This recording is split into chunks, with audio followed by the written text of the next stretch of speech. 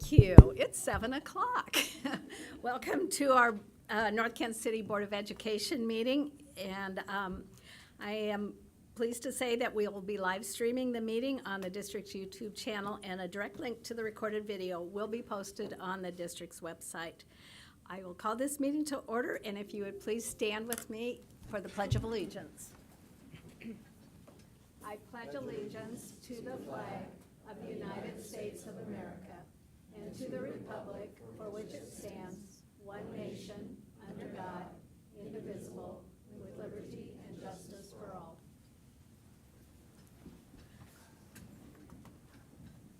We are in the season of elections, and our board election is on April 8th, and we have 6 candidates running for 2 open seats. Several of those persons are in the room. I'll read the entire list as they are listed on the ballot, but please stand or wave as I call your name. Jason Russell, Aaron Peters, Roy Copeland, Jess Razak, Daniel Wartick, and Carolyn Mason. Thank you for being here. We begin most of our meetings with extraordinary educational experiences and also our champions of service. And I'll invite Dr. Avila to the podium to help us get started with that.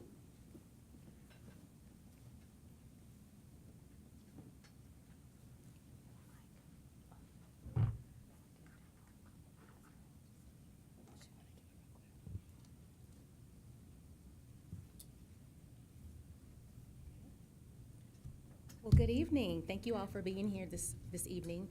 We have got several outstanding folks to recognize, starting with one of our students. At this time, if I could please get T&I Munsterman and his mom, Valerie, to come forward. This evening, we are proud to congratulate T&I Munsterman, 5th grade student at Fox Hill, as a national finalist in this year's Abacus Bee. This event, presented by the American Printing House for the Blind, is a math competition where students can showcase their skills using the abacus while building self-determination and a passion for mathematics. T&I's exemplary score earned him just one of 4 qualifying spots from participants across the Kansas City area. He will go on to represent our region next month at the national competition in Louisville. Congratulations, T&I, and good luck on the national stage.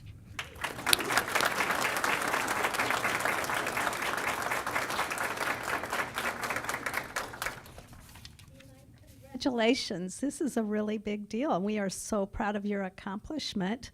And do you like math? Yeah. Do you? Do you spend a lot of time with it during the day? Not really. But so you're saying it just comes very natural to you. Well, thank you for allowing us to congratulate you on this very esteemed honor, and thank you for bringing your mom here today as well. Do you have other people that are here today with you? Well, I brought my uncle and his friend, and I brought my Braille and O&M teacher and my 1st grade teacher.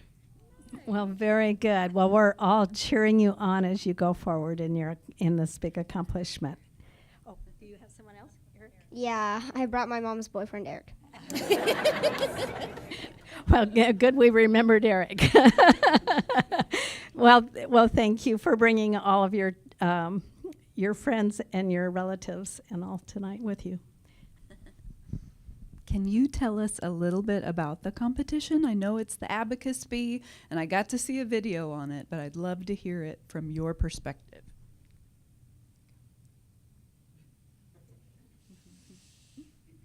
What do you do as part of it?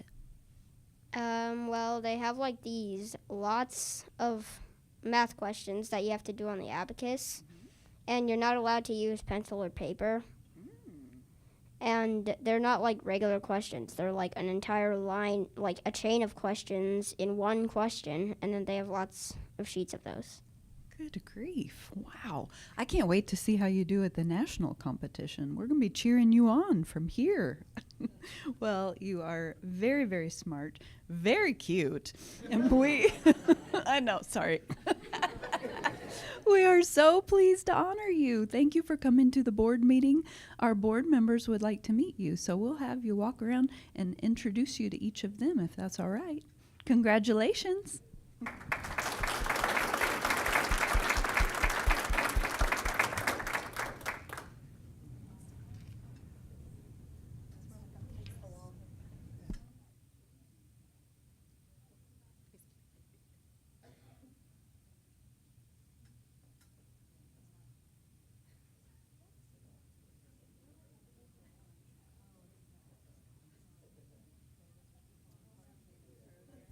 And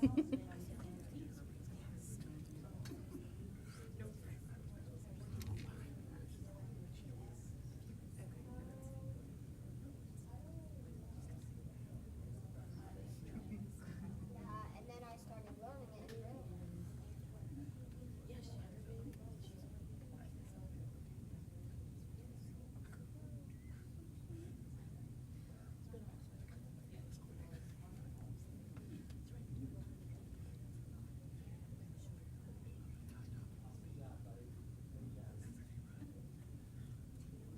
T-N-I, like the letters.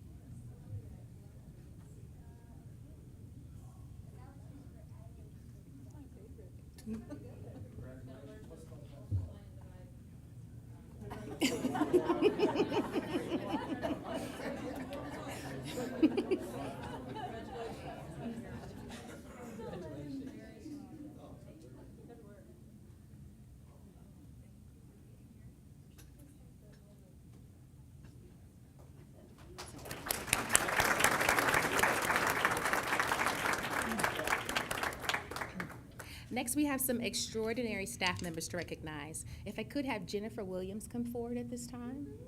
Yeah. Congratulations to Jennifer Williams, named School Librarian of the Year by the Greater Kansas City Association of School Librarians. Jen is a true champion of literacy at Davidson, captivating our young learners with her storytelling magic, complete with unique voices for every character. She was surprised with this incredible honor during an all-school assembly in January. When her students heard the news, they began chanting in unison, "We love you," an apt celebration for all Mrs. Williams does. Thank you for all you do.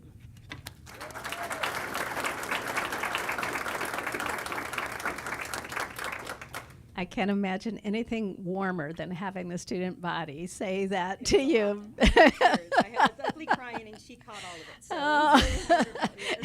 Well, congratulations. We are so proud of you. And what an esteemed honor it is. Yes, we know that many media specialists and librarians are amongst your peers. And so standing head above those is just really remarkable. we have an amazing library team in North Kansas City. We are very blessed. Well, thank you. Do you have someone here today as well? I have my husband, Alan, and my daughter, Victoria, my principal, and Miss Stouch. I have my coordinator, Angie. I have Brenda. I have my teammate, Denise. I have Jamesa. I have Mr. Justin Smith in the front row. A lot of my library friends and my family are here, and I'm very blessed to have them in my life, because without the support that I have from them, I wouldn't be here where I am today. Well, you do have a team then. I do. Thank you. Every time I see Andrea, she raves about you, but then she quickly follows it up with, "Don't move her. Don't take her anywhere else." No, I know what pride Davidson has in you, but as a school district, my gosh, it is so nice to see such an exemplar as you. So thank you for all that you do for students and just bringing literacy alive. It's most important. So we appreciate you very much, and we'd love to honor you as well by going around. Thank you so you. much.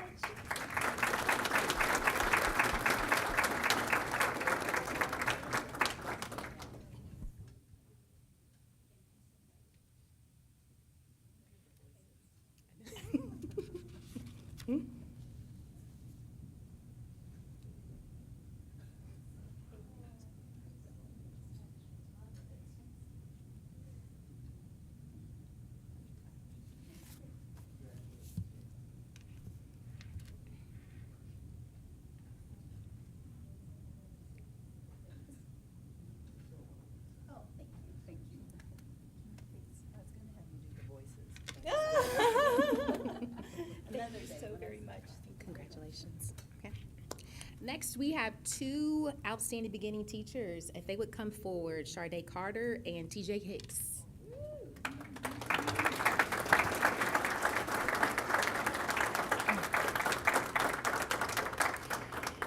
This month, we learned that our district is home to not one, but two of Missouri's outstanding beginning teachers. This honor, granted by the Missouri Association of Colleges for Teacher Education, celebrates just 50 first or second year teachers each year across the state. North Kansas City Schools' two exceptional honorees are Sharday Carter, 7th grade ELA teacher at Maple Park, and TJ Hicks, 7th grade science teacher at Northgate. Nominators named specific strengths for each, noting that Sharday excels at making learning engaging and connecting with her students, while TJ is a talented community builder who encourages student growth. Sharday and TJ will be honored at the MACTE Spring Conference. Congratulations to you both.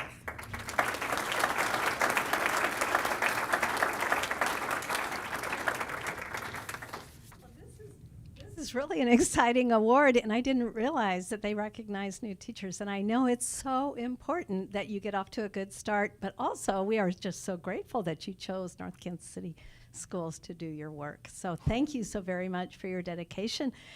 The exemplification of what they described as your strengths is really what it's all about, and engagement and community building. So thank you very much for being a champion for all of that. I'm going to ask if you have anyone in the audience, and I'll give you the mic to do that. I have my fiance right back there. We getting married soon.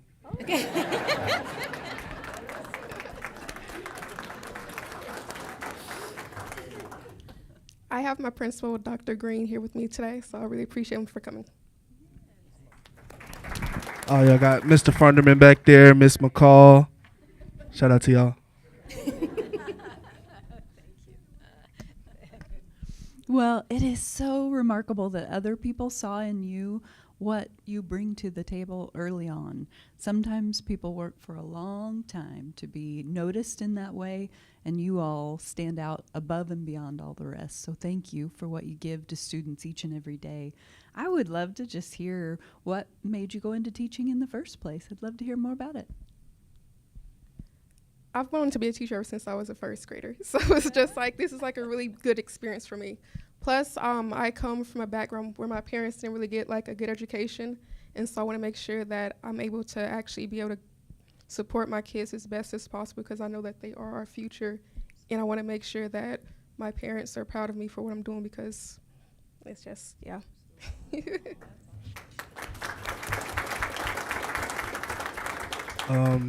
I guess I'll give you kind of like two stories. First, my aunt, she passed away. She was an educator at Scruggs Elementary in St. Louis, I think that is. And she was an educator, so that kind of makes me feel close to her, being in the classroom, doing the same things that I saw her do growing up, which is building community, encouraging growth. And my fiance, she interned at Ravenwood her first year. She was like, "Hey, babe, you want to come with me?" I'm like, "Of course I do." And we drove right past Northgate and driving to the Doolin Center, I think it is, where we're at right now. And she was getting her ID, and I was like, dang, I would love to teach at that school. And so here I am.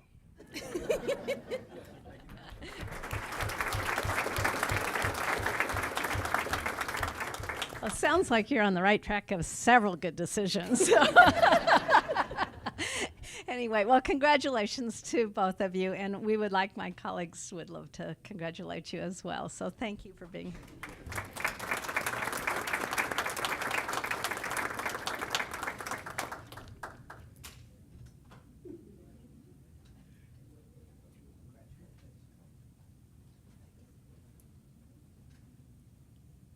Are you related to any of the Kansas City Hicks? Danielle, DJ, Darius, Tina? Okay. Congratulations,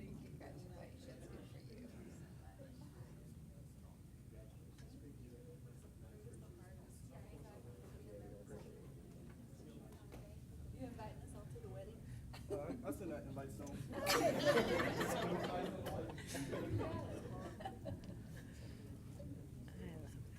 Awesome. For our community partners this evening, we have Uday Manapelli and John Pejor from the City of Kansas City. Uday Manapelli, the Engineering Division Head of City of Kansas City Public Works, has worked to keep our students safer by spearheading city efforts to install traffic calming measures and crosswalks on streets around our schools. Whenever a parent has contacted the district about safe routes to school, whether it be additional sidewalks, speed humps, crosswalks, and more, Uday is usually our first call. The city council members representing our area speak of Uday as their go-to man in public works, and for good reason. John Pejor, who's not with us tonight, but also very important, is the development concierge for the City of Kansas City's Planning and Development Division. John has helped North Kansas City Schools navigate the permitting process for our new construction for the past 8 years at least. John has saved the district countless dollars by making sure we were following city processes more efficiently and effectively. He has saved us even more in terms of time, which matters so very much when we are working to get new buildings constructed under budget and on time for key deadlines such as the first day of school. Thank you very much for all that you do.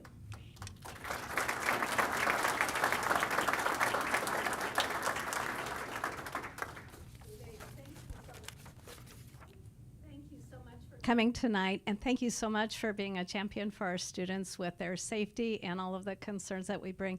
The sidewalks have been just so important to our constituents, to our council persons, and to the board, as well as the entire district, so that they can get to school safely, and that our neighborhoods really do appreciate that as well. So thank you for being a champion to that. Yeah, it's the work with Public Works and the entire city has just been a pleasure with your support. So we appreciate you. I told him when he came up here, he's legendary. I've heard his name 1,000 times. I'm so pleased to meet you. It is so nice. We have a monthly meeting with our Kansas City council persons, and I can't tell you how many times the solution to whatever problem we have in emerging issues has his name on it. So thank you for that. Gosh, I am so grateful for all the problems that you have solved for us and taking care of kids, prioritizing their safety, and serving in the best way you can. We are so very grateful to have the relationship we do with you. And at certain points, when people become frustrated with governmental entities, he is a shining example of making things happen when you need him in a pinch. So thank you for that. We honor you tonight and appreciate you greatly. We would love for you to meet our board as well, Uday. And thank you.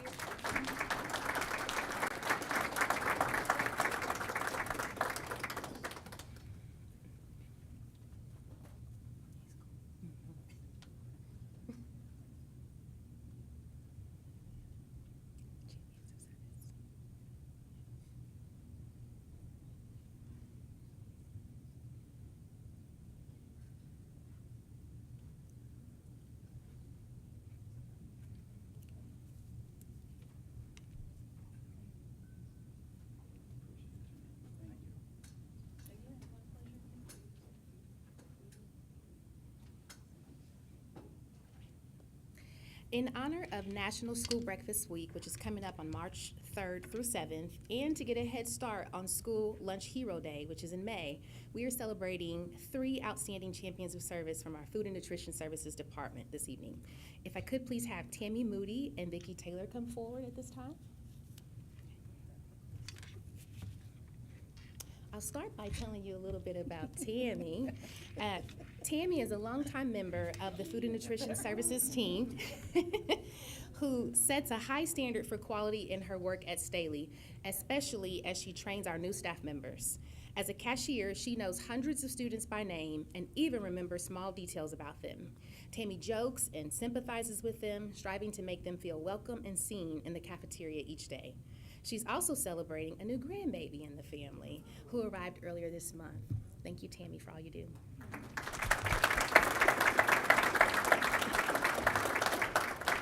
Then we have Vicki Taylor, Food Service Manager at Fox Hill, who I love because she took special care of me when I was at Fox Hill as assistant principal. Vicki has been with North Kansas City Schools since 2007 and is a standard bearer for excellence in every area of the Food and Nutrition Services Department. She frequently mentors new managers who are sent her way for a masterclass in customer service and presence. Her calm and gentle demeanor create a welcoming environment for all students and staff. Miss Vicky calls all students her friends, and everyone knows she genuinely means it. Thank you, Vicky, for all you do.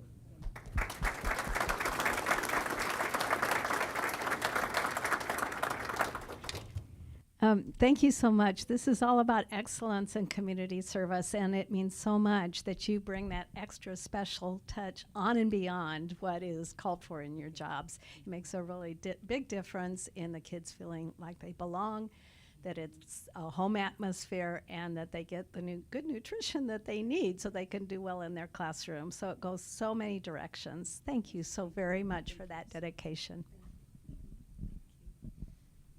I got to spend a little time in my job shadow working with the things that you do each and every day. And my gosh, what warmth you exude, and what incredible work you do to make the learning environment possible. You set kids up for success, but I've also heard you're extremely talented at that relationship building, just making sure that every kid feels very taken care of, that they feel valued and seen.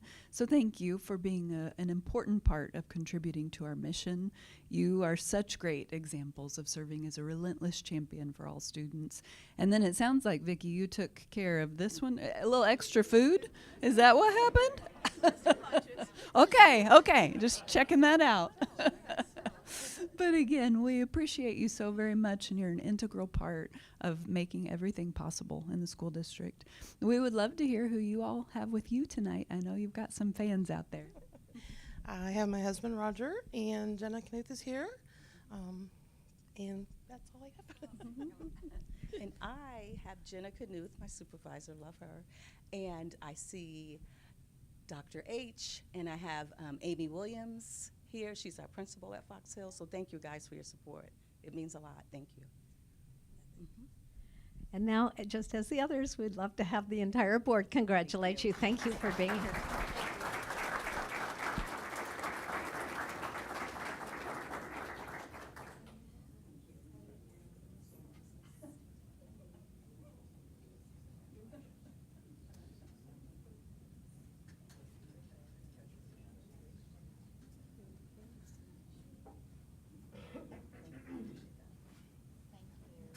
Very hard job.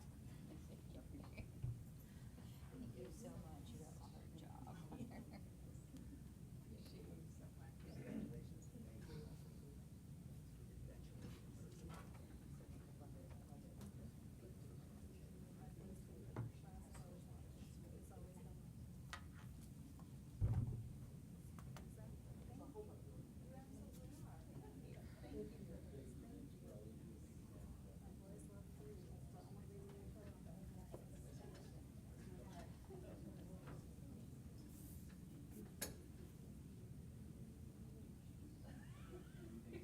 Go ahead and call the roll now. Yeah.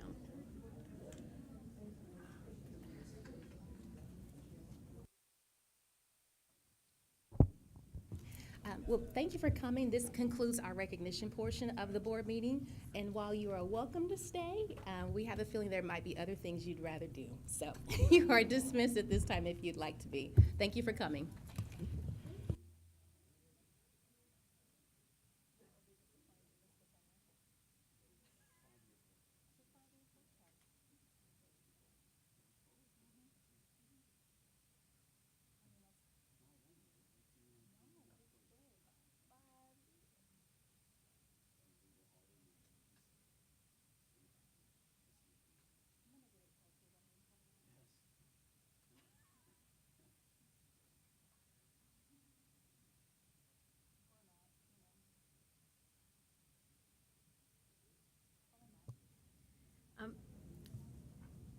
As I've not done this roll before, I forgot roll call, so we are going to do roll call here.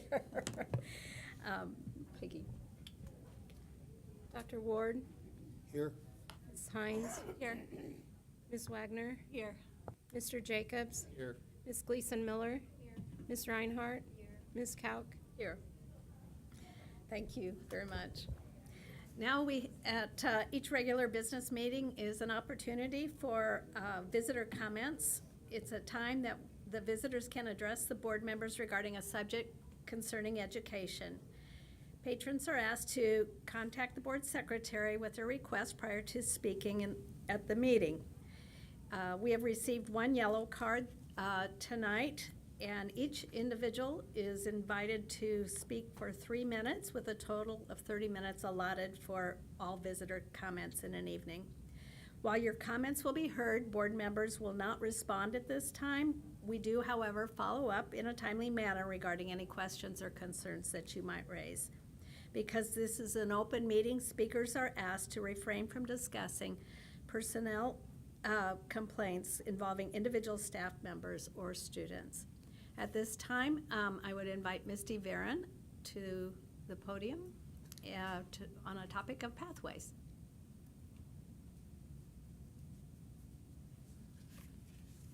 Good evening. And there is a little mic button there so that we'll help you with that. Thank you. Green light. Okay. Basically, at the beginning of the school year, I sent an email out to you and Dr. Daniels and Peggy Cole, and I don't know if it went to spam, but I just wanted to make sure my email was heard. So the email is about pathways.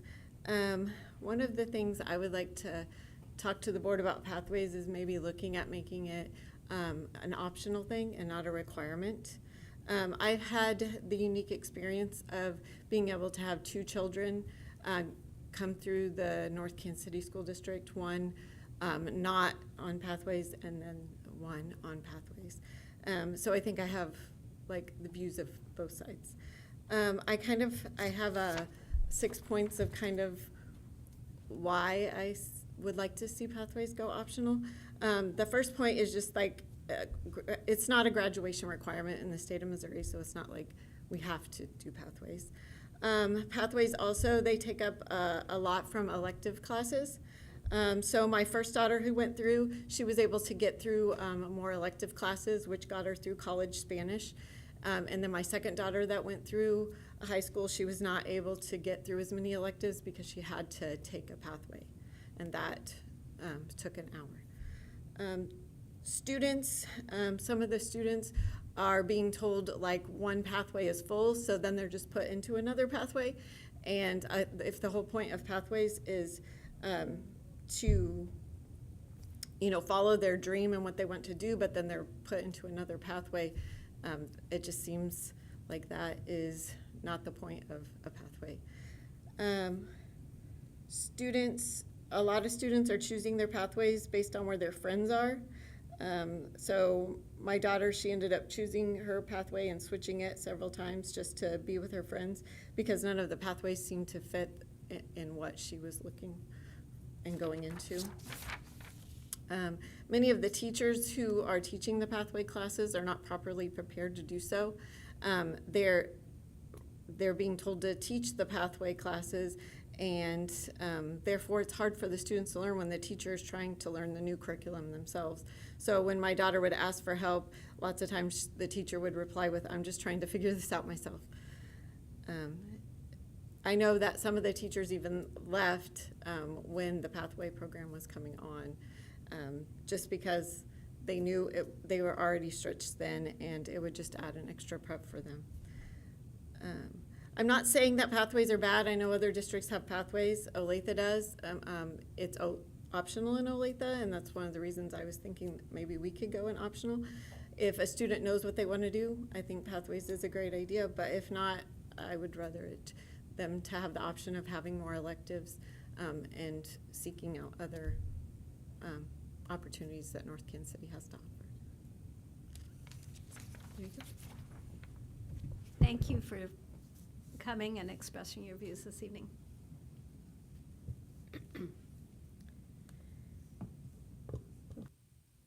At this point, we'll proceed with the agenda. Do I have a motion for approval of the agenda as presented? So moved. Second. Moved and seconded. Any discussion?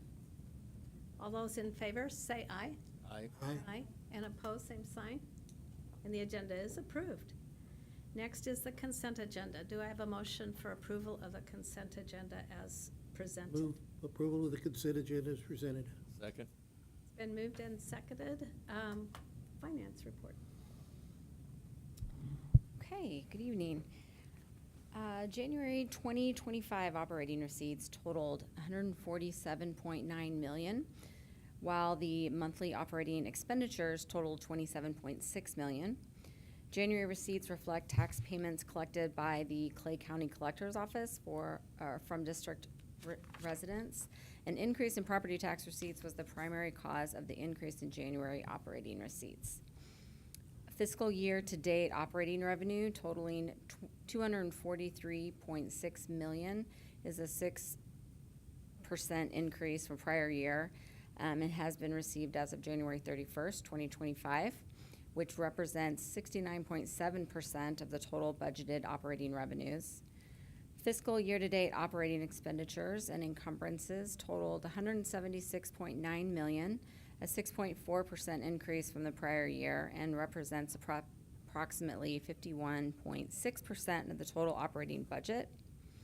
Clay County Collector's Office has collected and distributed to the district 2024 tax payments from our patrons received through December. The district's current tax budget is $185.9 million for this fiscal year, and collections to date total $179.3 million, or 96.4% of the total amount budgeted. State Budget Director Dan Haug announced on February 5th that net general revenue collections for January 2025 decreased 11.5% compared to those for January 2024, from $1.45 billion last year to $1.29 billion this year. In 2025 fiscal year-to-date, net general revenue collections decreased 2.2% compared to January 2024. Governor Kehoe held his State of the State address on Tuesday, January 28th, where he laid out his budget priorities for the state budget for fiscal year 2025-26. Included in the governor's priorities is a $200 million increase in the state's foundation formula, which supports changes from SB 727 and maintains the current state adequacy target at $6,760 and full funding for school transportation.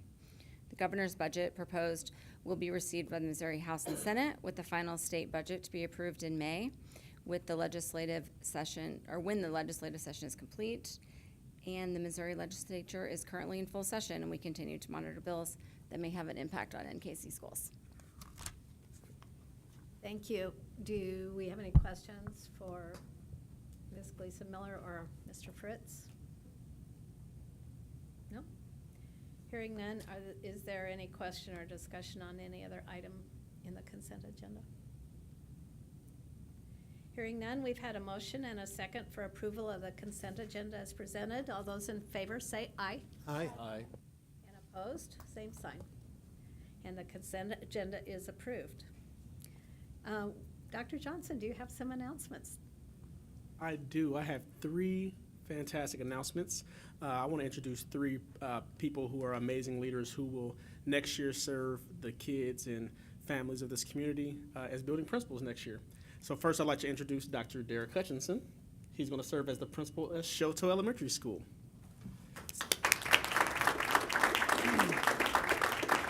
So Dr. Hutchinson currently serves as assistant principal at Fox Hill Elementary, where she's completing his 17th year in education.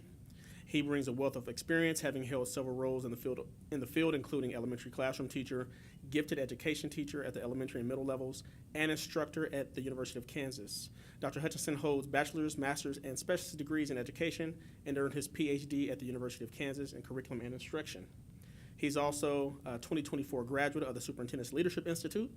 Dr. Hutchinson has been married for 8 years and is looking forward to beginning to build relationships with families, staff, and students at Shoto. Anybody you bring with you today that you'd like to introduce? Anything you'd like to say? Yeah, my husband Sam's here today, so happy to be here. Thank you. We're happy to have you. Thank you. Next, I'd like to introduce Emily McCall. She's going to serve as the principal at Antioch Middle School.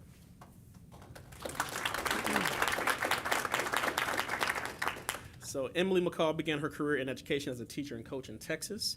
at the middle and high school levels. She returned home to Kansas City area, and she continued teaching, then became the assistant principal at Antioch. Now in her 17th year in education, she's currently assistant principal at Northgate. Ms. McCall holds degrees in communication and educational administration, including her educational specialist degree from Northwest Missouri State University. She has 2 sons, Carson and Penn, and is excited to return to Antioch to build on her already strong relationships with students, staff, and families. Emily, anybody that you brought with you that you'd like to introduce? This is my husband John and my son Ken. My other son Carson couldn't come, and my Northgate principal was here, but he's mad at me, so he left. Well, welcome. We're so excited to have you at Antioch next year.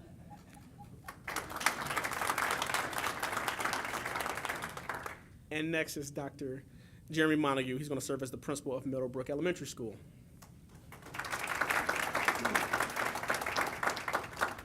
So Dr. Montague has been a part of North Kansas City Schools team for 14 years, serving as a special education teacher and assistant principal at Golden Oaks, Gracemore, Newmark, and now Meadowbrook. He's a proud alumni of Oak Park and a graduate of the Superintendent's Leadership Institute. Dr. Montague earned his bachelor's, master's, specialist, and PhD in education from the University of Missouri, Kansas City. Jeremy and his wife Jessica, also a building administrator in our district, have a first grader at Belle Prairie and a son at the EEC. He's looking forward to the opportunity to continue building on the momentum and traditions already in place in Meadowbrook that make it a wonderful school community. Jeremy, anybody that you'd like to introduce? My Edison got sick, so he is not here tonight, so my family was unable to join, and hopefully I can keep the germs and stuff at bay. So. Thank you for that. We're happy to have you. Thank you. And those are my introductions. Congratulations to all 3 of you, and we look forward to wonderful things at your schools under your leadership. Appreciate that. All right. Our next item of business is new business, and we're looking at benefits renewal. Mr. Fritz. Yes, tonight we have Margot Nelson with Holmes Murphy here to kind of go over a high-level review of the benefits plan that we've worked with CTTN. The subcommittee has recommended this to CTTN, and CTTN is now recommending this plan to the board. As a reminder, we just have the medical insurance renewal, which is ends at June 30 of this year, and the new one will begin July 1 of 2025. So with that, I'll turn it over to Margot.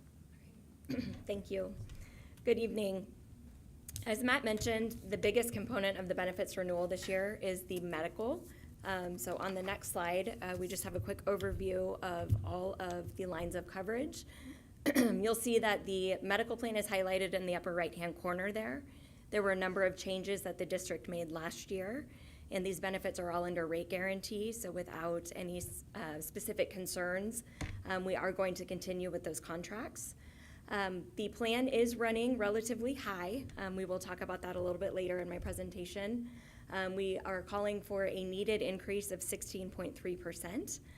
We were able to negotiate that down to 6% with Blue Cross and Blue Shield of Kansas City. And we were able to make some minor plan design changes that further reduce that premium to a 5.5% increase over current. On the next slide, we'll talk a little bit more about what those changes include. This is the 4th year that the district has had a very intentional approach when we are looking at the cost of enrolling in the health plan for the district's employees. Historically, the employee-only tiers have had a little bit of a higher rate, which has helped offset the cost for anybody who is adding any dependents to the tiers or to the plan. So essentially what that means is employee-only is paying a little bit more, and those adding dependents are paying potentially a little bit less than they otherwise could be. We've looked at that consistently year over year and have taken a very mild approach to help right-size that over a period of time. This is the 4th year in which we are looking at that rate re-tiering. So by doing that, essentially what is happening is as we are looking at moving from this plan year to the renewal plan year, anybody in employee-only coverage is actually going to have a reduction to what is coming out of their paycheck to be enrolled in the benefits plan here at North Kansas City Schools. That's very important because 82% of the employees enrolled in the health plan fall into that employee-only tier. We also are looking at some mild plan design changes, which reduce the premium from that 6% increase to a 5.5% increase. We've outlined those on the next slide. Essentially what it is looking at an increase in the prescription drug copays. These plans have not had changes in the 6 years that I have worked on the health plan here in terms of the prescription drug spend. Prescription drug costs are an increasing concern that we are seeing in the industry and nationwide, not just with North Kansas City schools. So essentially what we are looking at doing is increasing the Tier 1 copay, which is going to be for any generic medications, Tier 2 for brand name drugs. Both of those would increase $5. And then the Tier 3 prescriptions, which are going to be the non-preferred brands, would increase by a $10 copay. We have slated each of these changes for all 3 of the health plans so that the additional copay coincides so that it would affect everybody in each of the plans. Although the Tier 3 copay is the highest increase that we're seeing at a $10 copay per script, less than 1% of the scripts that are filled by the membership under the plan actually fall into that Tier 3 bucket. We did also evaluate some other alternatives, such as potentially looking at adding a specialty cost share, and determined it was not something that we wanted to pursue at this time. So ultimately, the last slide that I wanted to close out with here is just a reminder as to why we are making the changes. The purple line at the top there, the dark blue line at the top there is the total membership under the health plan. So as I mentioned, this is the 4th year where we are looking at some of the rate re-tiering. What we have seen is that the enrollment from the employee standpoint has remained relatively consistent. We have seen anywhere from a 2 to 3% reduction in the total membership, so spouses or any dependents that might be on the plan year over year, which is what we would expect to see when we are looking at that rate re-tiering. The other item I'd like you to focus on is the red line here. What that does is takes a rolling at 12-month average of the purple lines. The purple line is taking the total claims paid by month and dividing it by total headcount. Looking at that rolling 12-month average on that red line helps smooth out some of those peaks and valleys, so helps us understand overall how is the plan running. Ideally, we would like that red line to be below the blue line, that kind of toothpaste blue line on the page there. That is the contract claims target, and that is something that every insurance company has. So anything that we can do to help bend the cost curve and help bring that closer to the claims target helps better position the plan for future renewals so that if we do need to look at making changes, we can do things in a more mild to moderate approach rather than having to do something very drastic and aggressive all at once. And that is all I have to share with you this evening. Are there some questions or?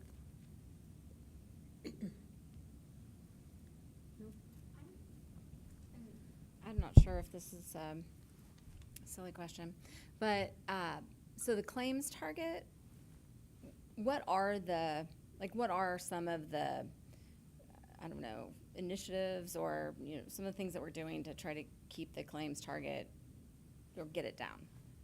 Yeah, I think a lot of it is in the plan design, like the reduction of the or the increase in the prescription. That's part of what feeds into that. Additionally, we've taken on some.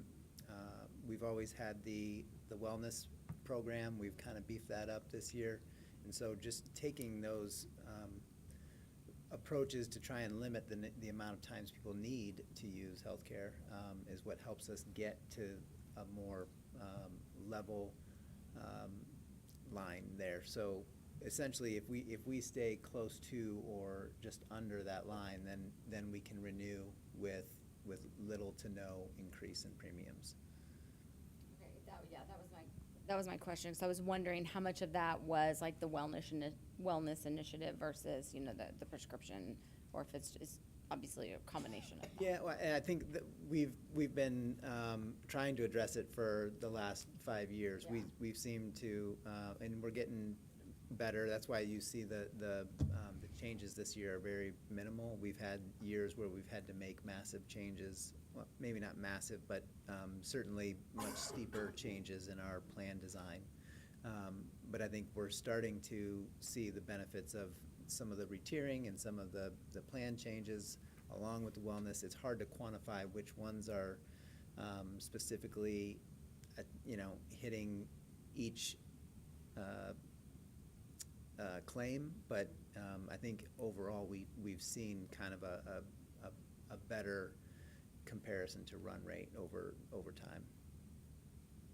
And I also just wanted to say thank you so much for all the work that went into, I mean, the 16%, I mean, it was a very scary number, right? And a lot of school districts are facing that, but getting it to the 5%, that's a huge help. And, everything's going up. So the 5% isn't, ideal, but it's certainly much more ideal than 16%. We really appreciate the work. Others? No. Thank you for your presentation and for your work, and also really appreciate the strategy for the long term when our budgets have to be looked at so carefully, and every minute, every dollar counts so much. We appreciate that. Yep, and I do want to just applaud Holmes Murphy. They've done a fantastic job going to your point about going from 16 and a half down to 6 initially. That's on the Holmes Murphy team, working with them and knowing exactly what Blue Cross is looking for and what we're looking for and bridging that gap. So it's very much appreciated. So. We'd also like to thank our CTT and friends for serving on the benefits committee and then bringing it forward for approval with the entire group so that you all have that buy-in and the knowledge as well. We appreciate your time. Thank you. Absolutely. All right. Before you have a recommendation for benefits renewal. Do I have a motion? And it'll take care of all of them. Okay, so I move to approve the benefit renewals as presented. Second. Third.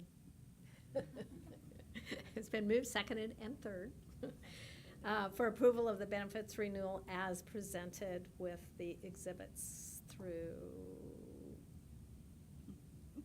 14.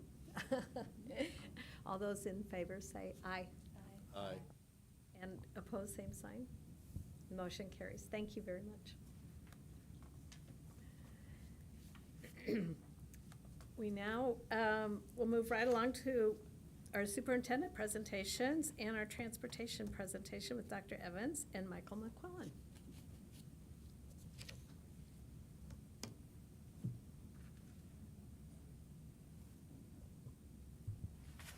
Thank you, Madam President. Yeah, I have Michael McQuillan here. Director McQuillan is going to give us the update, but I do want to say I appreciate it. It's been a challenging couple of weeks for all of us, especially his crew. Well, not especially, but really his crew is really taking on that responsibility of every morning waiting to see if the superintendent has to make that call.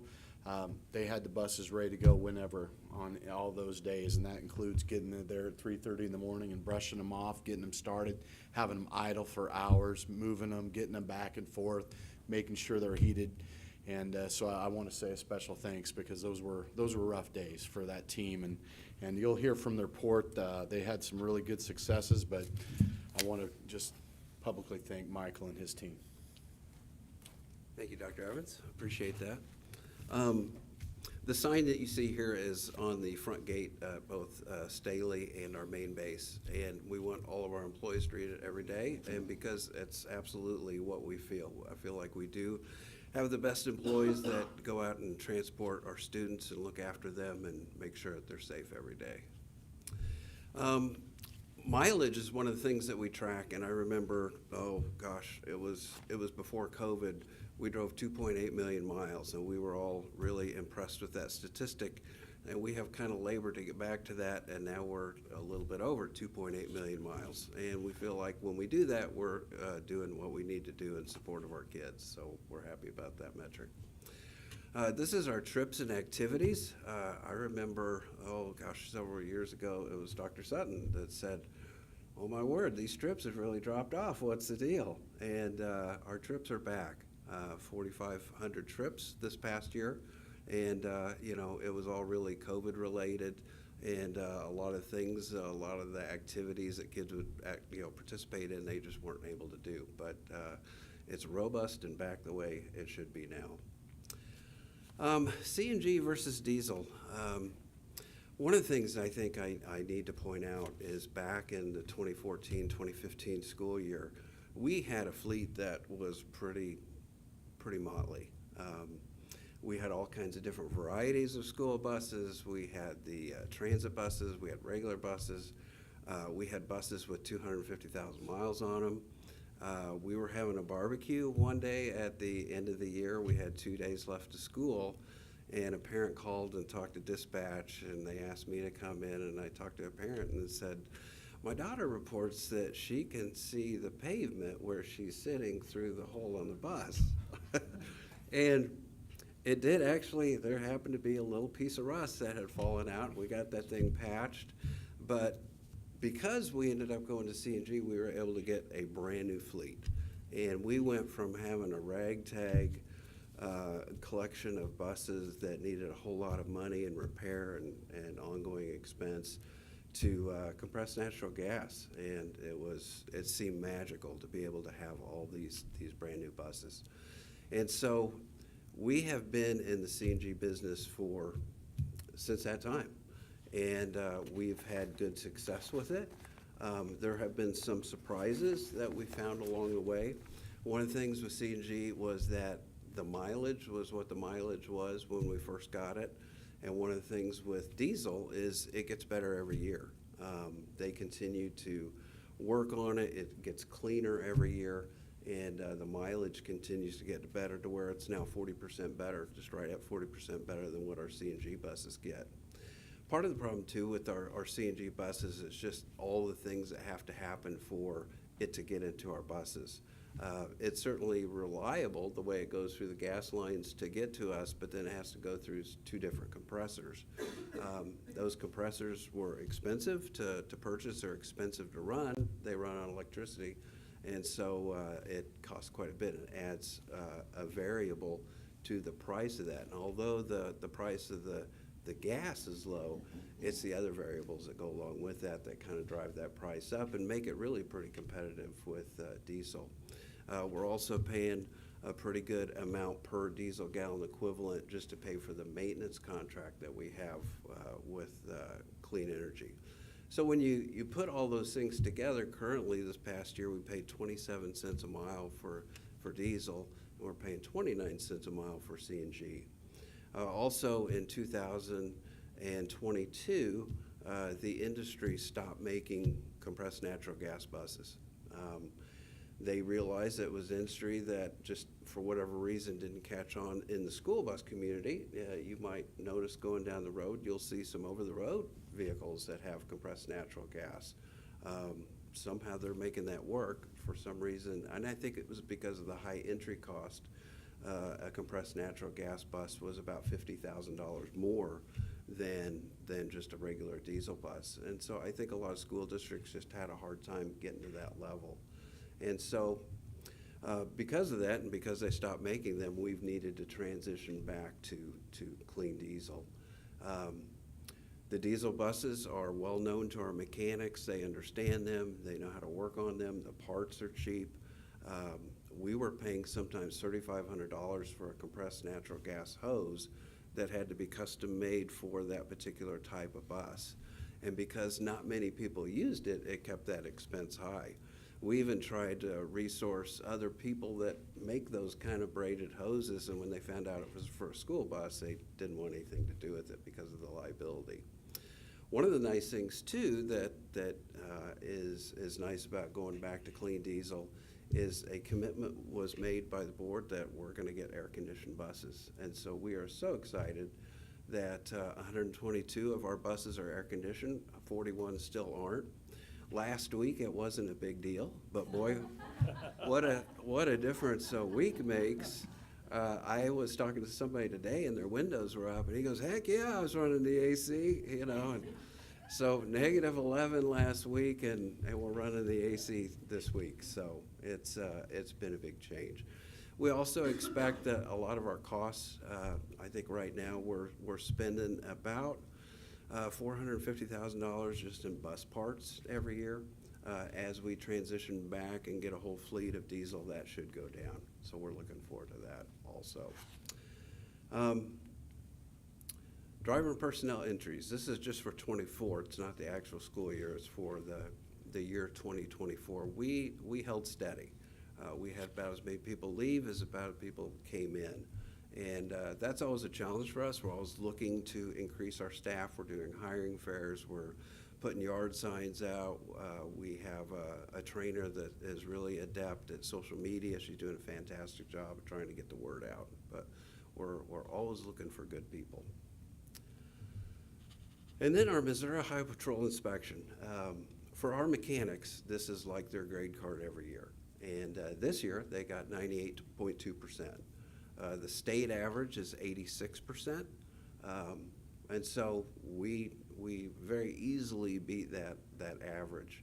And our mechanics, they just do a phenomenal job. And they do it to protect our kids. They do it to protect their friends that are driving these buses.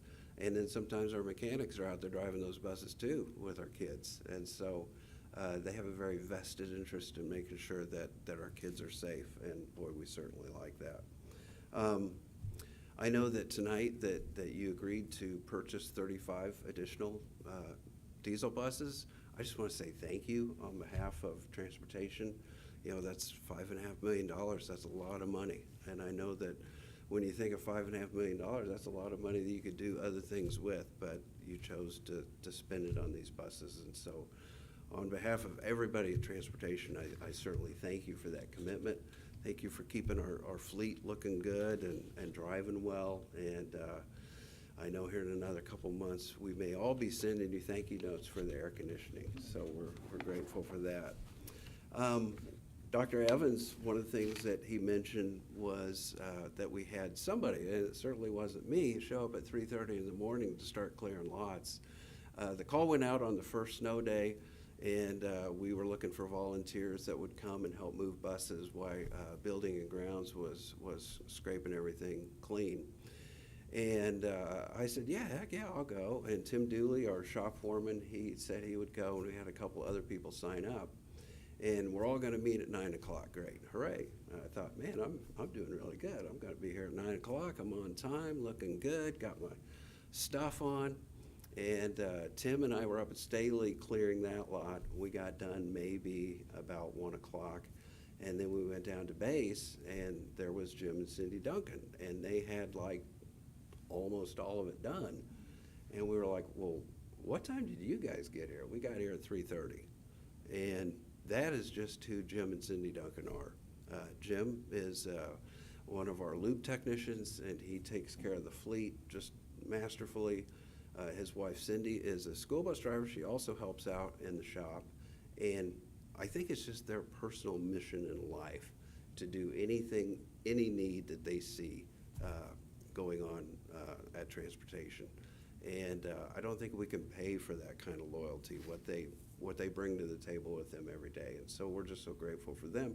So grateful for that they were our Culture of Excellence winners, and they were recognized the other day. They're also our Employees of the Month. So we're just tickled with both Jim and Cindy Duncan. They've just done a wonderful job for us. And then finally, our first week of school. You know, you always hesitate to say, I think we've got this thing figured out. But I think this is the 5th year that we've had a really good start to the school year. This past year, it was approved for us to go from our server-based routing software program to our cloud-based program. And it has a lot more features that it can do. It's going to be a lot more robust. Eventually, they're going to abandon the server-based one in view of the cloud-based. A lot more secure. It can just do a lot more things. But one of the nice things about having that is we'll be able to secure some like iPads that'll go on the bus. And so if we have a driver that's new, and let's say they have an after school, and the challenge with after school activities is they change every time. The kids that are on board those buses change. And so for a newer driver to not know the neighborhood, and especially at night with a lot of street signs missing, they are lost trying to figure out how to get these kids home. And so with the pad, The kids just click what their names are, and it builds a route for them. It tells them turn-by-turn directions, and it gets those kids home in the most efficient way possible. So we've got 40 of those pads. That's definitely going to help with our ASAs.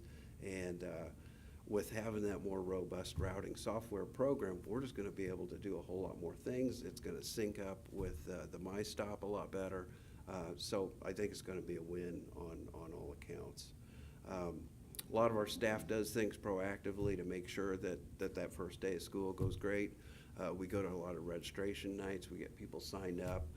It really cuts down on a lot of the phone calls that we get prior to school starting, because everybody knows where they're supposed to be. Dr. Sutton, a lot of the admins at the schools are staying late to field some phone calls there. And I think the first day of school, we were about 30 minutes late, and by the second day of school, it was 15 minutes late. And this is 5th tier. And by the third day, we were running what a normal school year would be. And for the schools, getting the kids out to the buses, which can be very hectic and trying, and getting the kids on board and checking them on, that all just went like clockwork. So we're tickled with the way that went. So if I could answer any questions, I'd be happy to.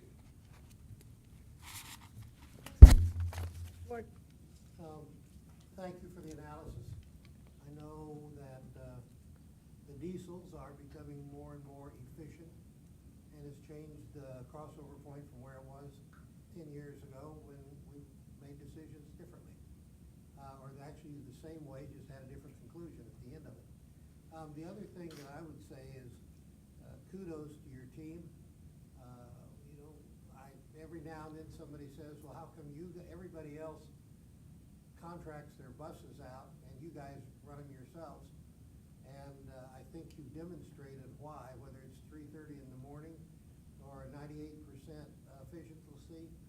We've got a team that's our team running our buses, and our kids are best served with that. And so thank you for the commitment of your entire team to the well-being of our students.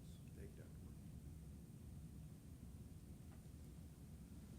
I was just gonna share a little story, and I don't have much of a board liaison report, so I'll take my time here.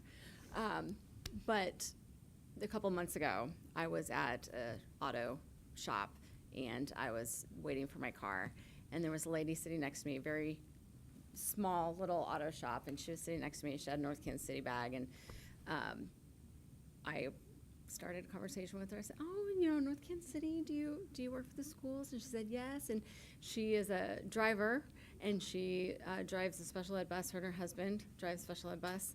And I talked to her for probably a good 45 minutes, and she couldn't say enough nice things about the leadership in the department, her colleagues, how much she absolutely loves her job, but most importantly, how much she loves the kids. She got emotional just talking about it. She was lovely, and it was such a wonderful conversation to have. And then it was gonna be like 3 hours for her car, and I offered her a ride. So I got to switch it up. Wow. That's great. Thank you. I'll just make I have one question. $20 an hour, are we competitive? Are we above our neighboring school districts? I think we're in the hunt, with our neighboring districts. Some pay more, some pay less. Okay, so that helps us with turnover and being able to attract folks. Well, one thing why you put that up there, Joe, is that was a big initiative. He came back last year to Matt and to Dr. Daniels and the team and just said, hey, we got to get to that 20 mark, because if we can get them in the door, they can have as many hours. That's the difference between, to your point, Dr. Ward, they can have as many hours. You can make a lot of money in this school district driving a school bus. I mean, you obviously have to work for it, but we have, 4,500 trips, but just getting them in that door, that 20 mark was very, very important. So we appreciate that support, and we'll continue to look at the ways. But we also did some different things with our relief drivers. We did a lot for transportation last year, internally for his team and for other recruiting mechanisms that I feel like we're very competitive. And again, once you get them in the door, we feel like we can compete with anybody. Well, our schools are in the communities, but our buses are on the roads where every single community member has to run in, not literally run into them, but pass them. Yeah. And they're always so courteous to other people on the road. So kudos to them. And year after year after year, you score so high because you know how important kids are to us. So thank you very much. I appreciate it. So I just wanted to give you kudos as well. Same reason, the 5-tier system is one of the things that I brag about. There's a lot to brag about in our district, but the transportation and the way that you handle it, the way that you handle the volume of students, the way that the drivers do so well in all kinds of weather, and the systems that you have set up are wonderful. And they're definitely a selling point, and I'm grateful. And so let us know what you need to get more drivers, because I think that once you get them in the door, they're going to be sold. So thank you. Thank you. You guys are an exemplary department. We really appreciate you. I'm especially excited about the trips and activity trend of going up. I know that that's an important part of our students' overall education. So thank you for that. Thank you.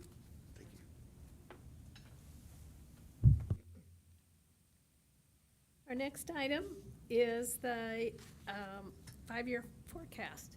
Mr. Fritz.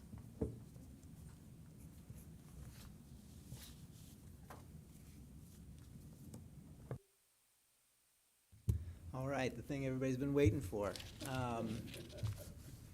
I am, so just to give a little background on this, I've sat with Dr. Ward and Ms. Gleason Miller and to review this, and with our superintendent, Dr. Daniels, to give a first run at this, make sure that we're on the right track.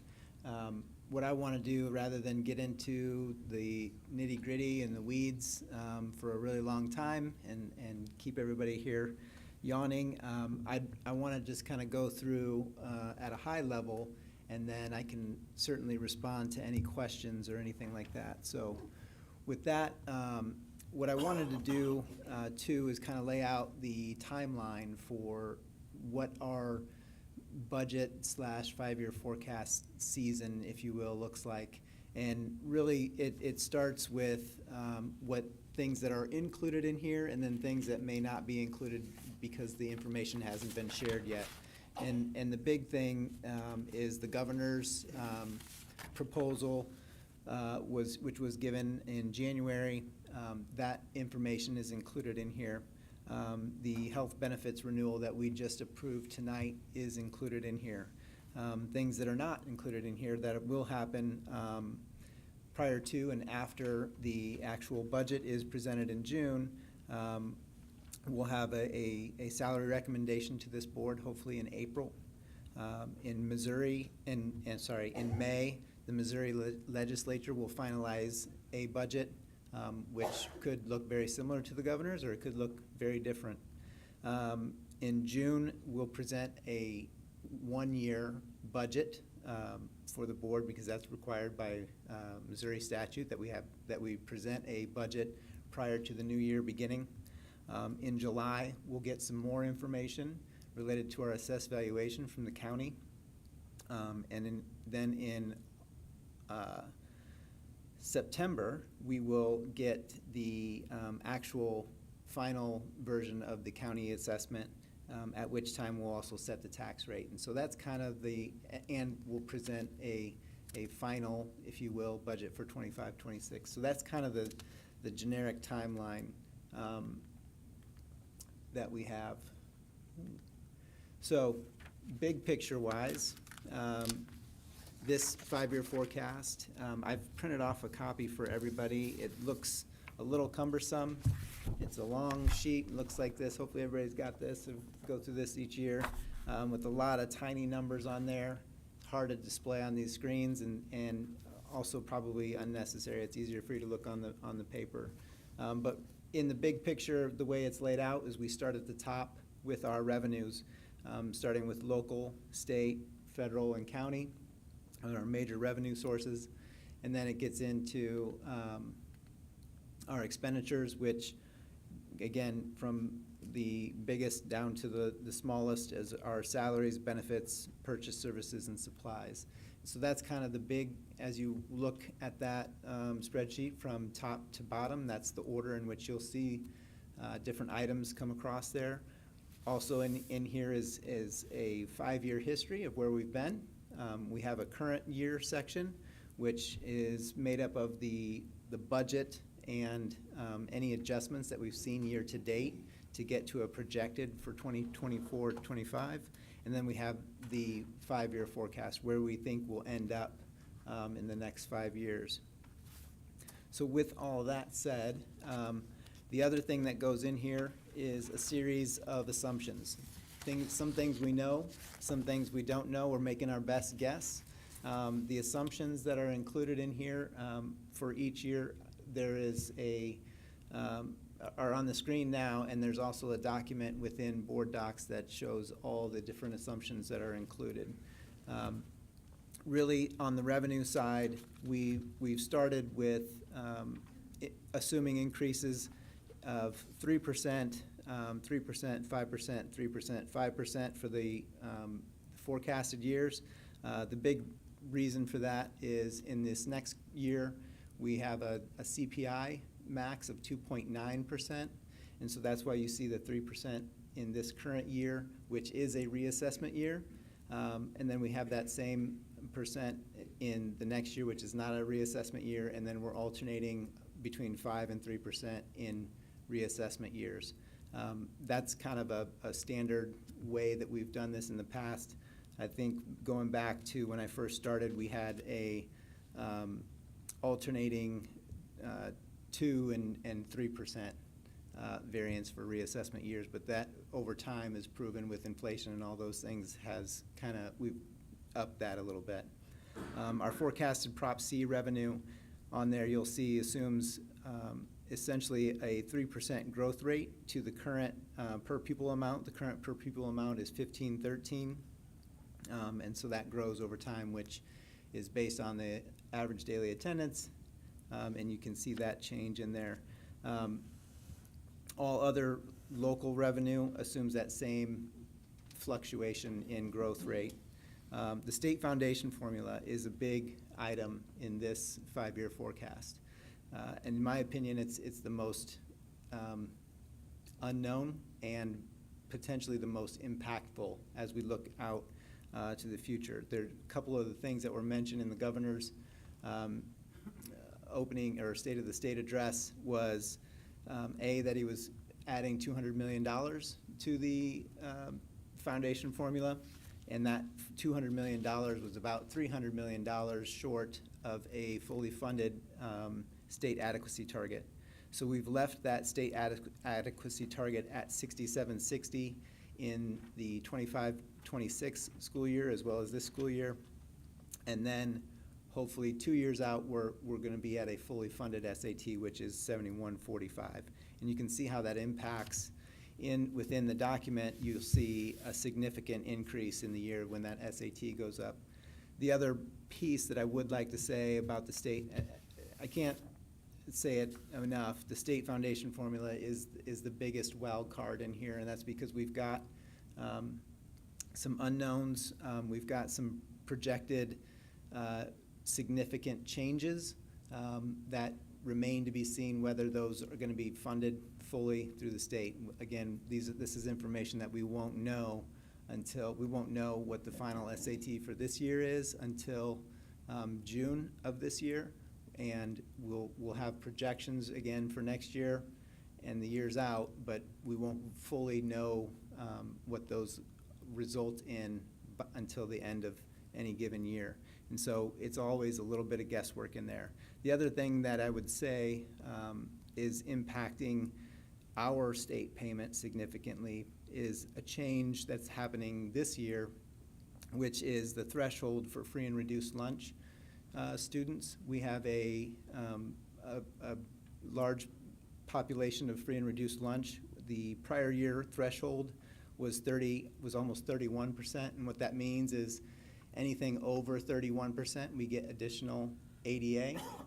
They've lowered that threshold in this current year down to 16%, And so you'll see a significant jump in our ADA related to that number. It's probably the most significant jump that I've seen since I've been here, as it adds almost 700 additional ADA to our formula, which is paid out at the SAT. So those are the major revenue assumptions that are included in here. And so now we'll just kind of walk through a little bit. Our operating revenue, so again, this 5-year forecast, if I didn't say it already, this is just our operating funds. This is the general and special revenue fund.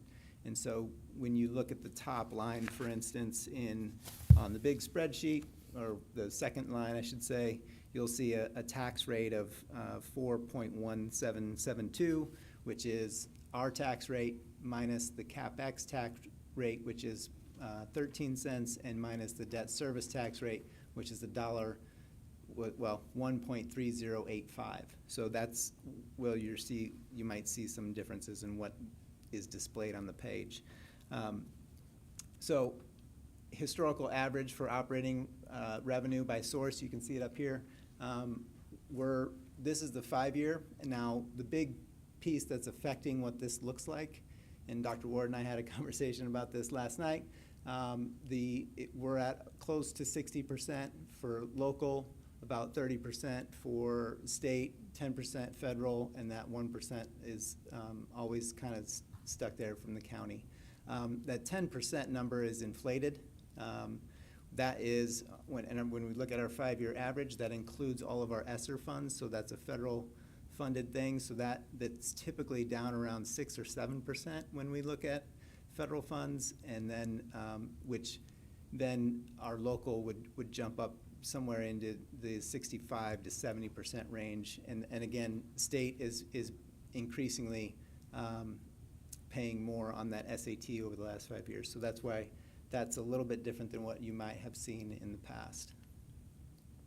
Here's another one of our big revenue sources. Well, this is our major revenue source, our assessed valuation. You can see here the trend has been up. It's been going up since 2020 and continues in this 5-year forecast through 2030 to continuously go up. One thing I would keep in mind is from 2008 to 2014, we saw that go down.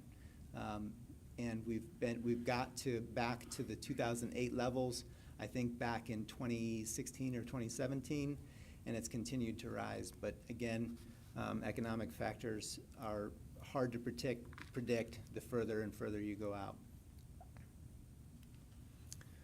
Our enrollment is increasing. We took a little dip during COVID. We expect it to increase, and these enrollment numbers are from our demographer who reported to us, I believe it was in October of this past year.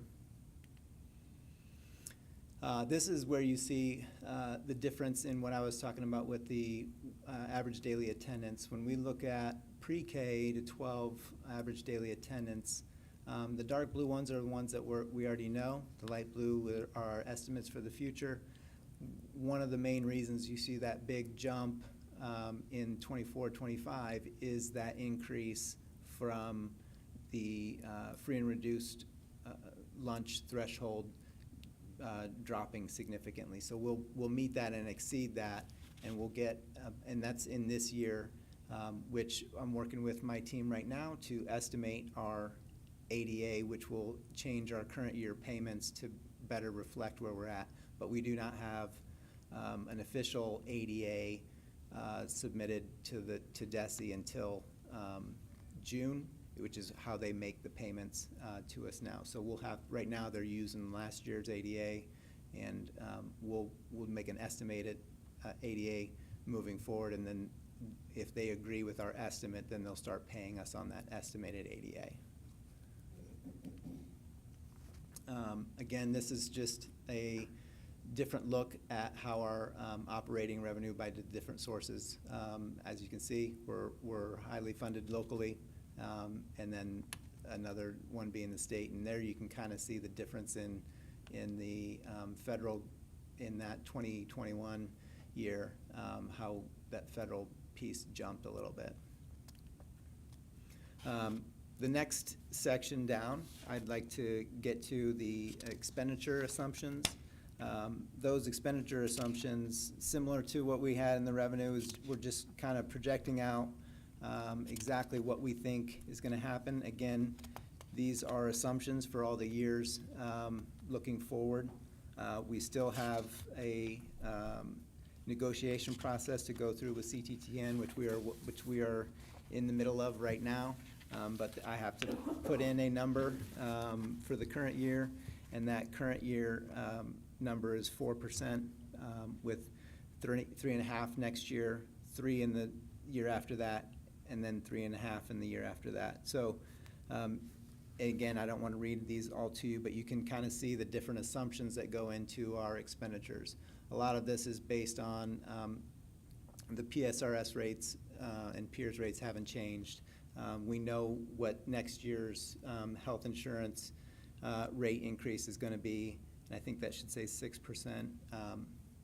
And the reason I say 6% in there is when the district has its contribution rate versus the employee contribution rate, when we went through the exercise of the benefits renewal, we put in a 6% contribution from the district and then we ended up changing the plan a little bit to get that additional 0.5% discount. And so while the district's cost is going to go up that 6%, the average employees, again, with the retiering, is going to be different, but that overall percentage increase that's going to impact individuals is going to be less than that 6%.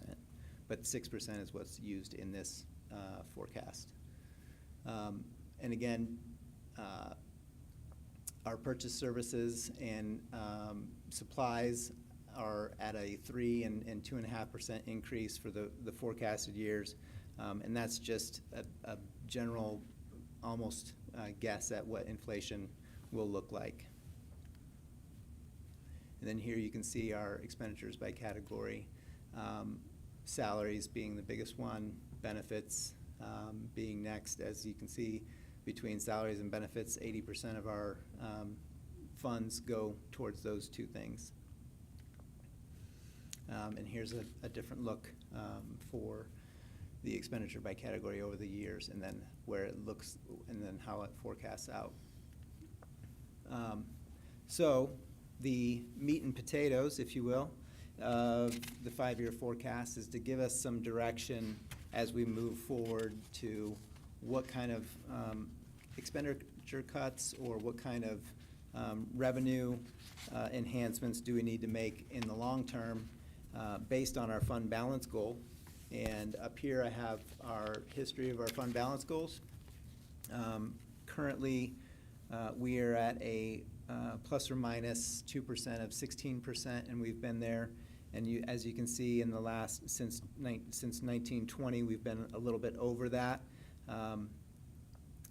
A lot of that has to do with, especially in 2021, you see that big jump. That was a timing of some ESSER funds that we received right at the year end.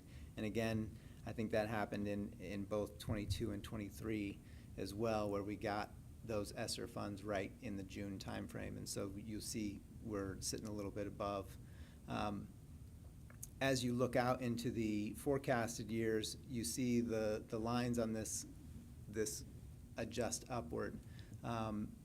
In the memo in tonight's board packet, you'll see a recommendation from finance to adjust that fund balance percentage to plus or minus 2.5% of 18%. That's where you see that it gets a little bit wider and it goes up a little bit.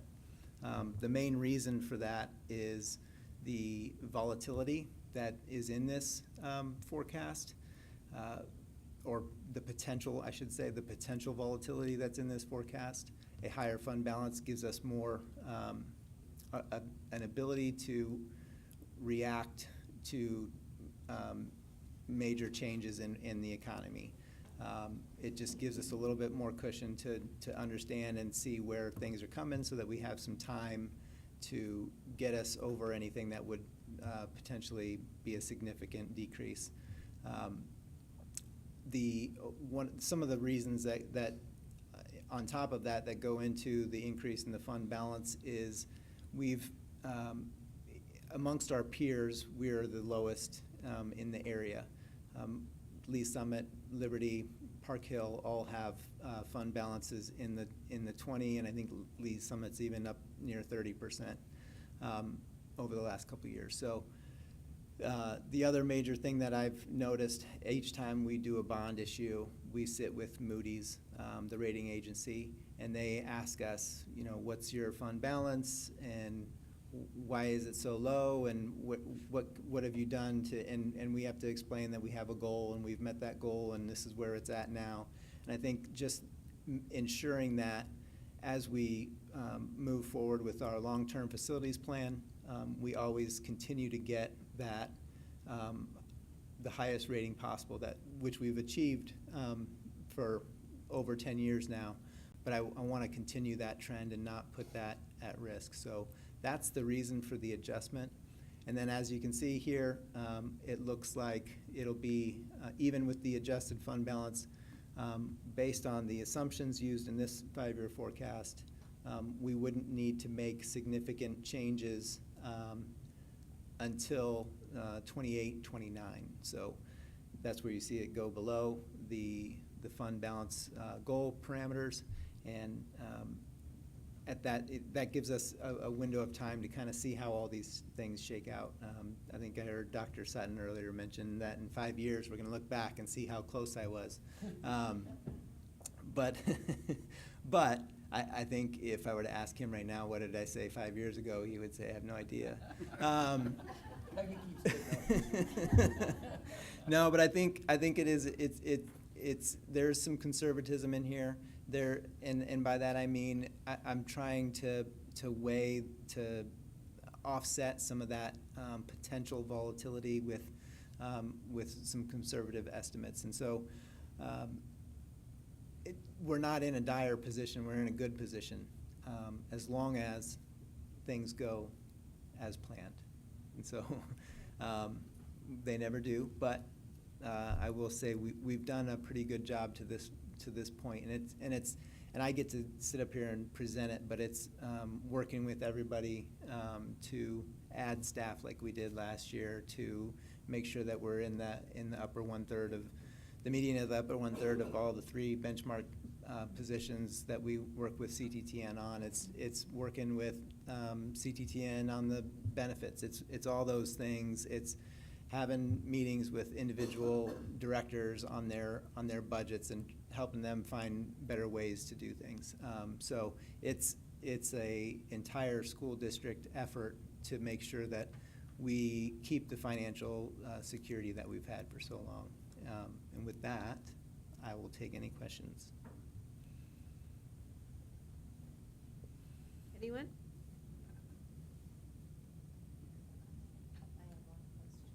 Jane? Thank you. This is copious.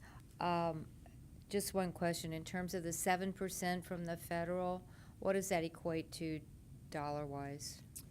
It's a good question. On here, and if you look at the detailed document and you go in the printed out version, federal revenue is running around $20 to $23 million currently. We saw it spike in some of our COVID years up to 30 for several years, but we're looking at about $23 million right now. Mm-hmm.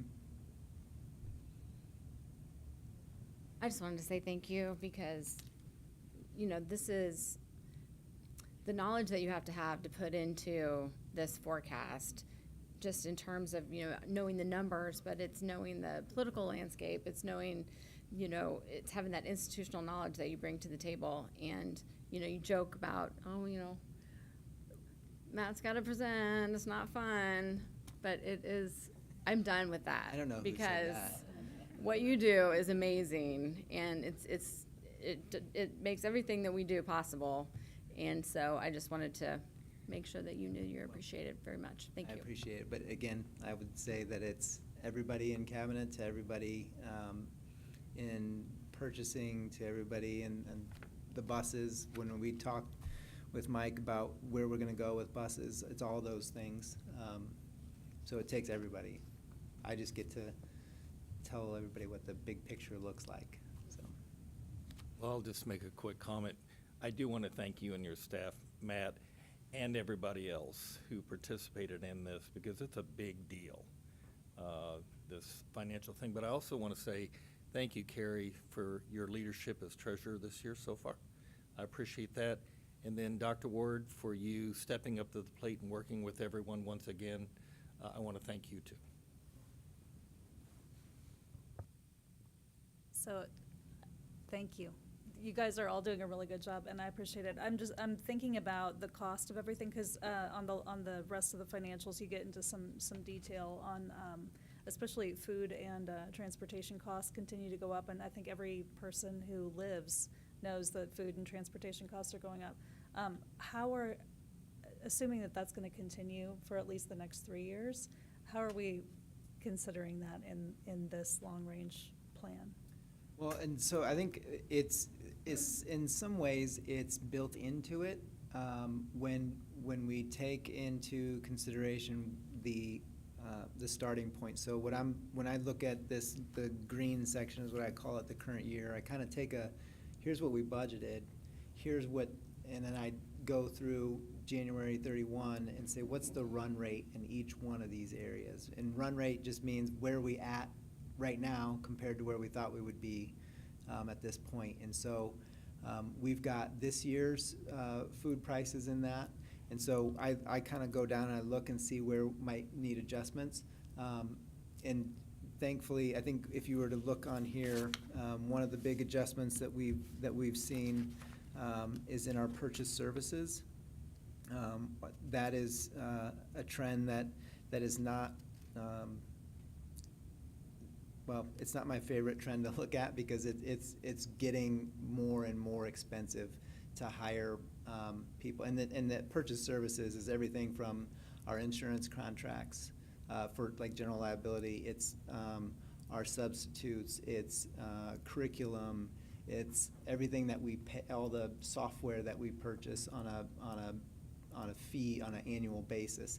All that stuff is in there, and that is growing a lot faster than the others. And so that's something that I continue to watch, and that's why you see me make that adjustment in the current year. And that adjustment then affects all the future years. And so without showing something very specific as to, I think food prices are going to go up and we spend this, like, that's not the level of detail that we get into in the 5-year forecast. We use more of the broad assumptions to get us a baseline, but we're always looking at that current year, where's the trends at now, and then does our approximations or our forecasted percentage increases fit in line with what we're seeing? Does that make sense? Yeah, it does. I appreciate it. And I appreciate that you're working to build the cushion to help us get through the peaks and the valleys. But yeah, thank you. I was just mindful of Carrie's message before that everything's just getting more expensive, and it's true. So I appreciate your mindfulness in this and the whole committee. Thank you.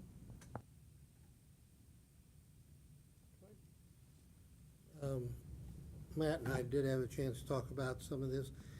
As I look at it, on the expenditure side, the numbers look, they're reasonable for what we are. My anxiety is on the revenue side, and it's not about, we talked and agreed on where we are, what you've got in here. But when just to kind of highlight for the board's consideration, where are we on some of this? We've got the federal budget, and if anybody wants to play a game, estimate where we will be on our federal budget in another year. And so there's a lot of volatility in that number. The number that's here assumes, and I support the idea, it assumes us going back to normal, as you were referencing, Jane. The 7% is what we used to do. We've been at 10, but that was the ESSER money. for all intents and purposes, it was one-time money. So it created a bump, but the 7% has been about where we've run most of the time. So this assumes back into that 7% range, but, you know, we've had withholdings and extra, I don't know, weird things coming out of Washington that make that a very volatile number. At the state level, last year, you've heard Ms. Anderson talk about 727 and what was there. There was a commitment on the part of the state to raise our adequacy target, and the governor's budget does not. So at this point, they're falling behind by several $100s per student, which is a dramatic difference. And if we can come up with a number that balances, even with that lack of follow-through on the part of the state, I think that's a strong credit to the work that Matt and his team have done. But we've got to recognize that volatility in there, and it's combined with the fact that there are some tax cuts coming that they have been enacted in law but not in practice yet, and those are coming at us in a year or two. And then on top of that, the current governor's proposed budget has in it more tax cuts. So all of those tax cuts sound great, but in the role we have, those tax cuts kind of translate to less general revenue, i.e. a threat to our state support. And so we've got really two major threats externally. Our stuff at the local level is pretty solid, in my judgment. We've got, you know, the AV is doing what we would hope it would do. It's moving along. So that is not my area of anxiety. It's really at the state and federal level. And I'd also just, you know, a quick lap of joy that our total cost to our patrons, we have not raised the total tax levy in 14 years, since 2014. So that's actually 12 years. But anyway, and this proposes and looks like, if you look at this, that we've got at least another 2 or 3 years that we can probably do okay and not have to put any kind of an increase. And in fact, that's an increase in revenues, but we've in fact, shaved 60 cents off of the total levy because of rollbacks. And so our cost per has actually dropped over that same period of time. So we haven't asked for more money. We're managing within our budget. This says we can keep managing within our budget. So I feel good as I can about what's here. And there's one thing that Matt's recommended. I've resisted it for a half dozen years at least. I don't know. It's kind of like, you know, once a year we go into a room and beat up on each other and come out and go forward. At this point, I would support his recommendation that instead of using our bogey of 16 plus or minus 2, move it to 18 plus or minus 2.5. And part of the reason I feel like that, it would be wise, is the volatility feels higher to me than it has been. And if the volatility is higher, if we're going to be fiscally responsible, we've got to have a little bit more room to absorb that. I resist the idea of going to 30 or something like that, because I think if we're going to collect the money from the taxpayers, we need to make sure we're putting it into action. And so I think that 18 is a reasonable and responsible recommendation, and I would support that at some point. It requires, I would think, some kind of at least board acknowledgement of a change in guidance. I don't know that it's per se a policy, but it's certainly a guidance that this board has used and given to Matt and his predecessors. And I think we're at a point where right now we ought to think about making that movement.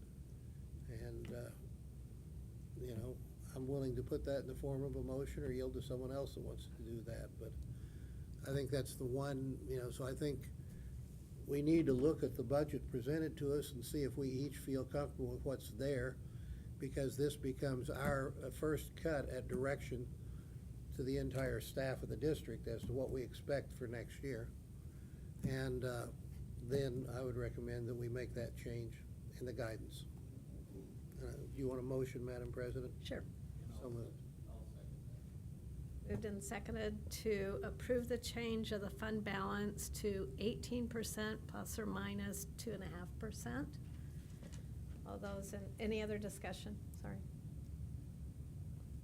Hearing none, all those in favor say aye. Aye. Aye. And opposed? Motion carried? Yeah, I think that's a really prudent decision based on the assumptions and the volatility, and also, you know, the 5-year forecast has guided us always. It has just been such a wonderful thing to have before us, and it's helped us not get out of sync in how we are thinking forward, as well as understanding our past with such clarity. So thank you very much. Susan, did you have anything else? No. Appreciate all the hard work into this. It's always a good first swath. And many other scheduled conversations on this. Thank you. All right. Board liaison reports. Does anyone have anything? It's been a lot of snowy days. Probably not too much tonight. Laura? Sure. So I know that I have attended a few things with some other folks here at Dr. Cummings Memorial, which I know others might want to talk about. And then the MSBA spring virtual meeting, Building a Culture of Trust. I know several of you were on that, so I'll let someone else speak to that. I did have the opportunity to attend the Northland Regional Chambers Education Committee meeting, which was virtual because it was freezing, to your point. So we did talk about the annual banquet that's coming up, and the opportunity for students now to start applying for scholarships. I know that they'll have scholarship levels at 500, 1,000, and 1,500. This year, there's going to be an opportunity for the businesses who are providing those, if they have some parameters that a student is looking for a career in their industry, that might be part of the application process. So there's that, and I think there's some that are just open as well. So if any students who want to participate could reach out to the chamber, now's the time. Thanks. I won't go into all the things that I attended along with my colleague here, but I will talk a little bit about building a culture of trust. It is amazing when you listen to some of the thoughts that was brought forward, how above the curve we are. It talked about the level of trust between board members, so I'm looking around the room at my colleagues. They talk about the level of trust between the board members and the superintendent. And then they talked a lot about level of trust between the school district and the community. And with so many small school districts in the state and the questions that came up during the training, you just have to say how proud you are to be in North Kansas City schools. Like I just said, we're above the curve, and we probably, no, I know we could have taught what was said in the seminars. So anyway, kudos to everyone at this room and everyone in the district, because I think we've got it going on.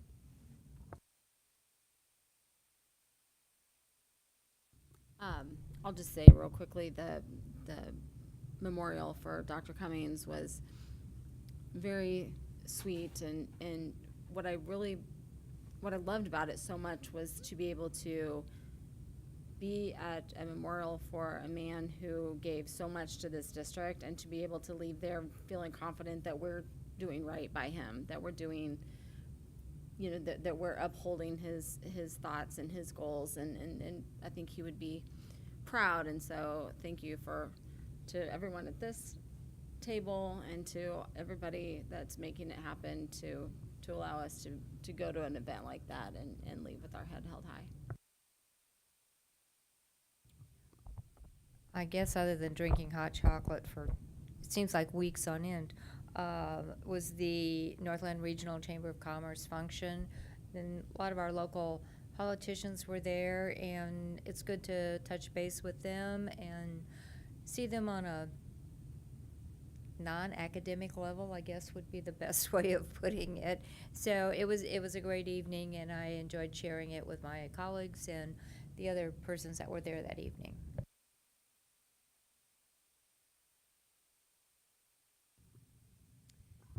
The Wellness Committee is continuing to update the policy to reflect kind of our expanded understanding of wellness. And so I expect kind of final revisions to that policy to be happening in the next couple of weeks. The DEIB Advisory Council met, and I believe we have a community conversation that is scheduled for April 3rd, or April 2nd. For April 2nd, so look for more information about that. And I believe those are going to be hosted at various schools around the district, so we can try to engage as much of the community as possible.